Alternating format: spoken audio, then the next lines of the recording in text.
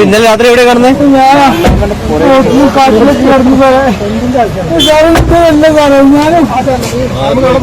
ആരോ സാധനം മയക്കുമരുന്ന് കടത്തുന്നതിനിടെ താമരശ്ശേരി ചുരത്തിൽ പോലീസിനെ കണ്ട് കൊക്കയിലേക്ക് ചാടിയ യുവാവ് പിടിയിൽ. തിരൂരങ്ങാടി നന്നമ്പ്ര സ്വദേശിയായ ഷഫീഖാണ് പിടിയിലായത്.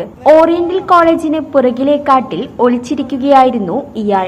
ഇന്ന് രാവിലെ പരിക്കുകളോടെ കണ്ട യുവാവിനെ നാട്ടുകാർ വിവരം നൽകിയതിനെ തുടർന്നാണ് പോലീസ് പിടികൂടിയത്. പോലീസിന്റെ വാഹന പരിശോധനയ്ക്കിടെ താമരശ്ശേരി ചുരത്തിൽ വെച്ച് കഴിഞ്ഞ ദിവസമാണ് യുവാവ് കൊക്കയിലേക്ക് ചാടിയത്. താമരശ്ശേരി ചുരത്തിലെ 9ാം വളവിലാണ് സംഭവം നടന്നത്.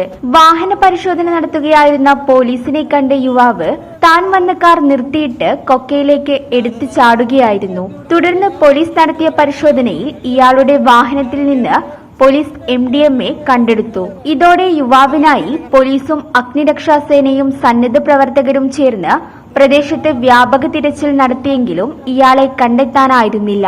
രാത്രി വൈകിയും തിരച്ചിൽ നടത്തിയെങ്കിലും ഫലമുണ്ടായില്ല. ഒടുവിൽ ഇന്ന് രാവിലെ തെരച്ചിൽ നടക്കുന്നതിനിടെയാണ് നാട്ടുകാർ ഷഫീഖിനെ അവശനിലയിൽ കണ്ടെത്തിയത്.